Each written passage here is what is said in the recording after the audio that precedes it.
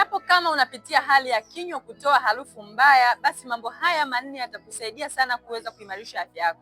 Jambo la kwanza, osha mdomo mara baada ya kumaliza kula. Hali hii itakusaidia kuweza kuondoa zile particles za vyakula au mabaki ya vyakula